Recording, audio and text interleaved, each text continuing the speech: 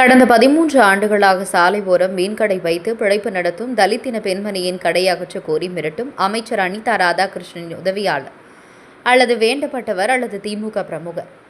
திருவள்ளூர் மாவட்டம் ஆவடி அடுத்த மோரை வீராபுரம் பிரதான சாலையிலிருந்து நியூ காலனி பிரதான சாலையில் சாலை ஓரம் கடந்த 13 ஆண்டுகளாக சிறிய அளவில் மீன்கடை வைத்து வியாபாரம் செய்யும் தலித் பெண்மணி திருமதி மீனா. இவரது கடையை அருகில் பெரிய அளவில் மளிகை கடை வைத்திருக்கும் நாட்டார் சமுதாயத்தை சேர்ந்தவர் இந்த தலித் பெண்மணியின் கடையை அப்புறப்படுத்த கோரி கொலை மிரட்டல் விடுத்தார்.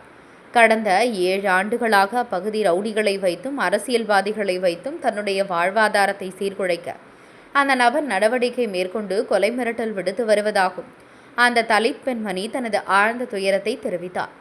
இன்று ஆவடி போக்குவரத்து மற்றும் சட்ட ஒழுங்கு ஆய்வாளர்கள் கடையை அப்புறப்படுத்த நடவடிக்கை மேற்கொண்டது. அப்பகுதியை சேர்ந்த விடுதலை சிறுத்தை கட்சியை சேர்ந்த இளைஞர்கள் அப்பெண்மணிக்கும் தங்களது ஆதரவை தெரிவித்தனர்.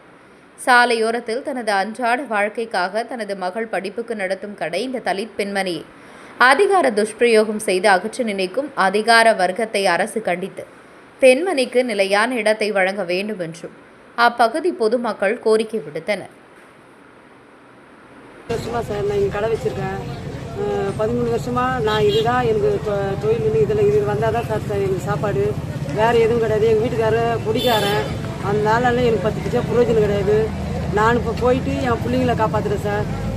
இந்த பின்னாடி கடைக்காரன் மீன் கடைக்காரன் நான் டெய்லி எடுத்துகிட்டு வந்து கொஞ்சம் கொஞ்சமாக போட்டு அதில் நான் என் பிள்ளைங்களை படிக்க வைக்கிறேன், எல்லாம் செய்கிறேன் சார். அதனால மென்டல் டார்ச்சர் கொடுக்குறாரு என்ன.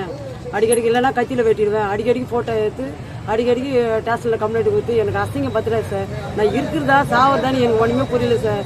ஒரு தப்பு செய்கிறவங்க கூட ஒரு போலீஸ்காரர் வந்து போகலாம், எனக்கு டெய்லி இதே டார்ச்சர் சார். என்னால் இருக்க முடியல சார், மென்டல் டார்ச்சரில் இருக்கேன் சார். நான் என்ன பண்ணுறீங்க, நீங்கள் ஒரு நடவடிக்கை எடுங்க சார். எனக்கு என்னால் முடியல சார். நான் என்ன பண்ணிக்கிறதா பண்ணிக்கணும் சார். எனக்கு ஒன்றும் முடியல. எனக்கு இதை தான் சாப்பாடு. என் பிள்ளைங்க சின்ன சின்ன பிள்ளைங்க, அவங்களால போகவும் முடியாது.